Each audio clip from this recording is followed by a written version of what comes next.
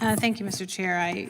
I want to support my colleague's amendment. I want to actually also support my colleague from North Carolina, her amendment as well, and I associate myself with both of their remarks. Both of you from Vermont and North Carolina. Yeah, okay. Yeah, well, let's talk about privacy and protection and safety. For the record, I do want to protect our athletes. I want to protect our boy athletes. I want to protect our girl athletes. I want to protect our girls. The president of the NCAA, and I know this was shared earlier, did tell Congress that there are less than 10, and not all of them are transgender women. There are less than 10 of the more than 500,000 NCAA athletes that this bill and these kinds of bills would be targeting. That is a small number. That is a small number to be using up so much of this committee's time when there are legitimate issues that are actually impacting someone's livelihood and their ability to be alive and to live safely. If we are going to talk about keeping predators out of our sports, I mean, the biggest predator is the NCAA mafia that is so focused on the bodies of our athletes and making revenue, getting more and more money. Scholarship's not a priority. Their mental health isn't a priority. Their physical health isn't a priority. Why don't we talk about how to rein that entity in? But we don't. We don't. Why don't we talk about, yes, the pedophiles who have preyed on our young athletes, our boy athletes and our girl athletes? Larry Nassar was a name that was brought up. Where is the horror and outrage and shock over what that individual did?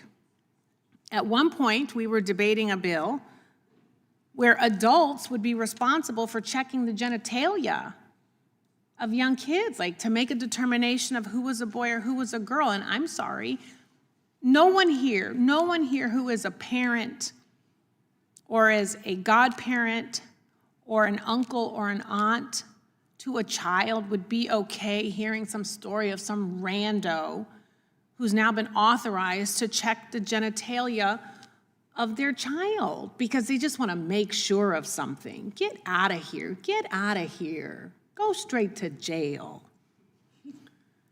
And if you're talking about, well, the women are the victims, the girls are the victims, let's fight for them. Yeah, okay.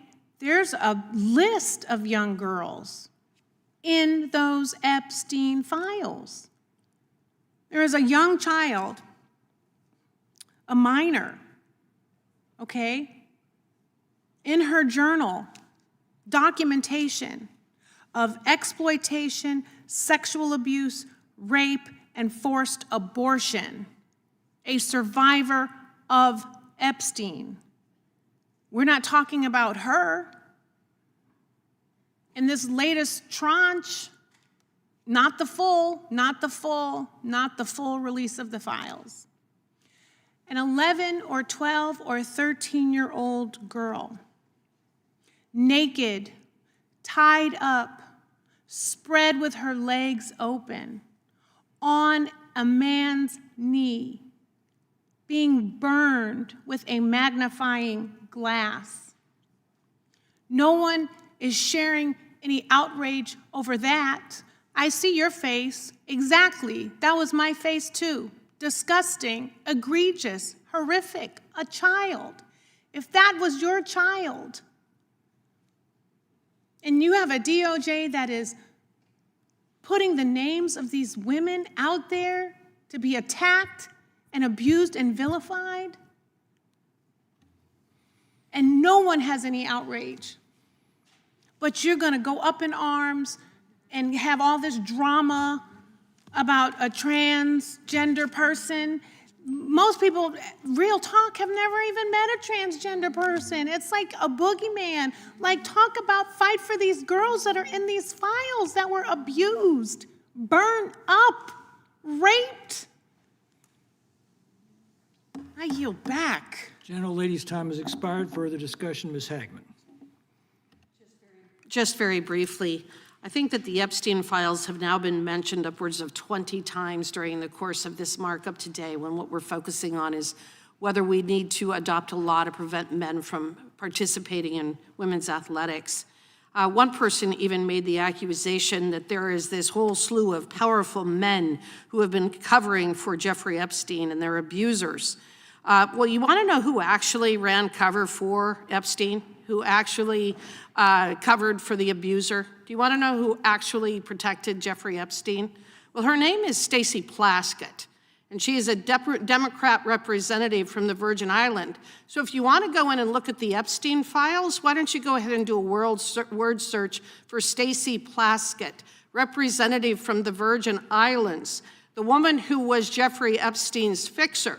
So if you want to talk about powerful men covering for Epstein, I think Stacey Plaskett has something as well to answer for being Jeffrey Epstein's fixer. So I would start on that side of the aisle to determine what kind of work she was doing for Mr. Epstein, because we know that she was his fixer, and her name is in the Epstein files repeatedly.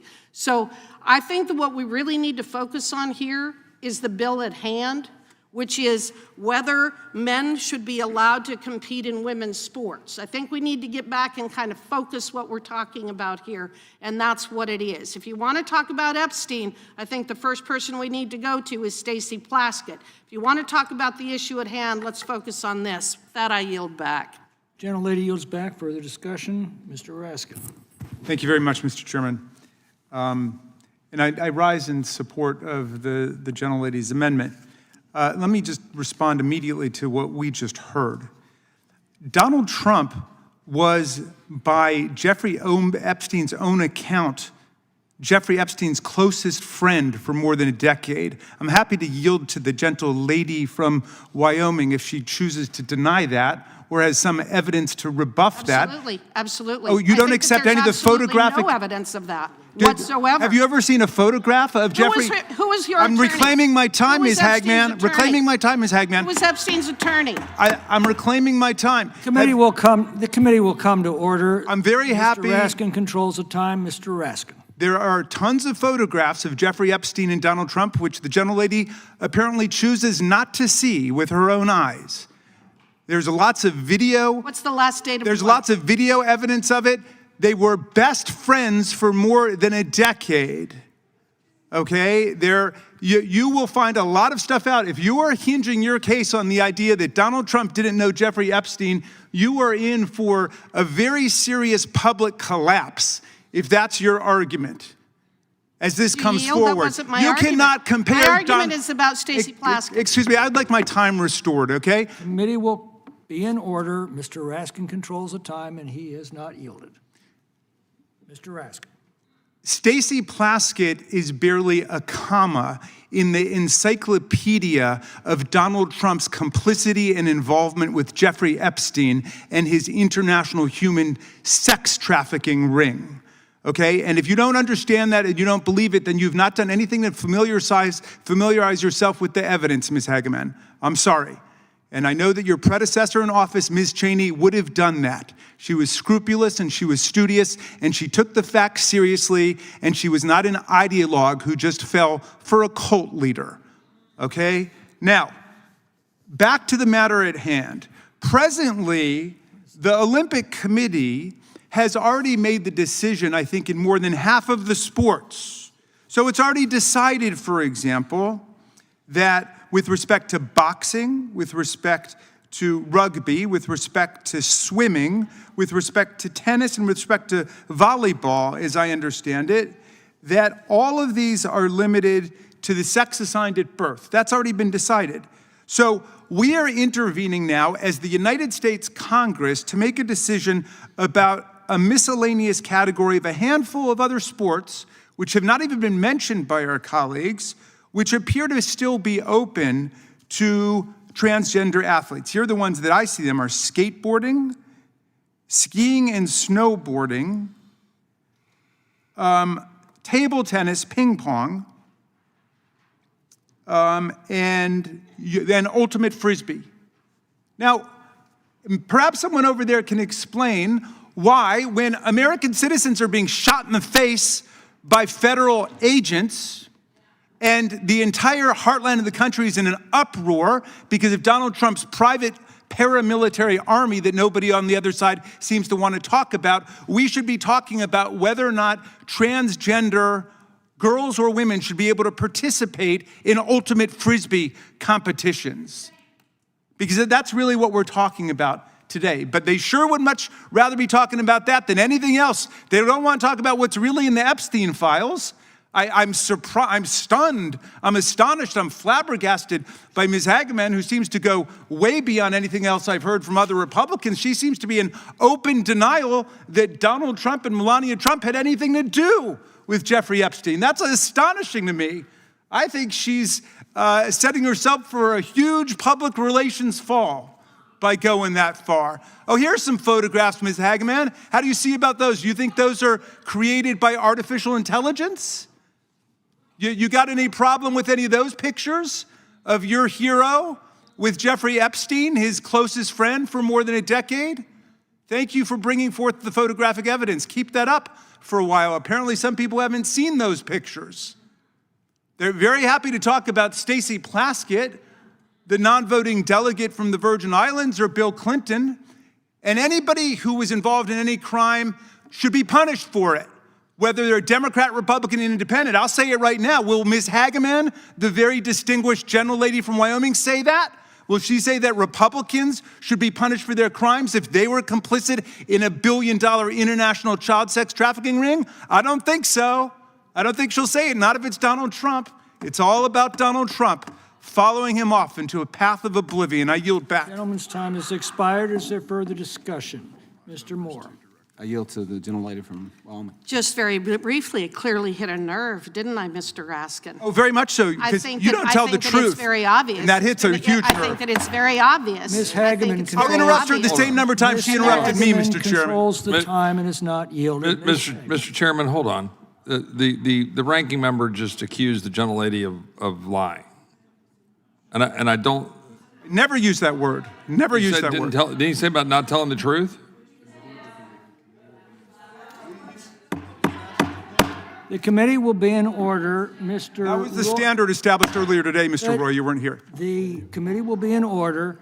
Does Mr. Roy make a point of order? May I inquire as to whether the gentleman with the ranking member accused the gentlelady of not telling the truth? I heard something to that effect, and I might have misheard. If the gentlelady was denying that Donald Trump knew Jeffrey Epstein, that would not be a truth that I could endorse in the world of objective reality. This is my time. I never made that claim. I'll yield back for now, never Mr. Chairman. made Everybody that calm down here, okay? The committee will be in order. I would remind members to direct their comments to the chair. The gentleman will continue in order. Oh, pardon me, gentlelady will continue in order. Thank you. The point of this is that nobody has made that claim, yet in order to try to deflect attention from the fact that Stacey Plaskett was Jeffrey Epstein's fixer, the ranking member has become hysterical over the fact that there are published photographs of Donald Trump with Jeffrey Epstein. Nobody on this side has ever claimed otherwise or that they did not know each other. They absolutely did. But Donald Trump was not the attorney or the fixer for Jeffrey Epstein. Stacey Plaskett was. So the point that I am making is when you have accusations being made by the other side about powerful men covering up for Jeffrey Epstein, I think the very first person you need to look to is Stacey Plaskett, a powerful woman via New York and the Virgin Islands. That was the point. That doesn't have anything to do with Donald Trump. That has to do with whether Stacey Plaskett is associated with Jeffrey Epstein, and she clearly is, as is shown by the records. So if you are concerned about powerful people covering up for Jeffrey Epstein, perhaps you need to visit with Stacey Plaskett first. That was the point, Mr. Raskin, and I don't think there's anything further to say. I yield back. I yield back, Mr. Chairman. Gentleman yields back.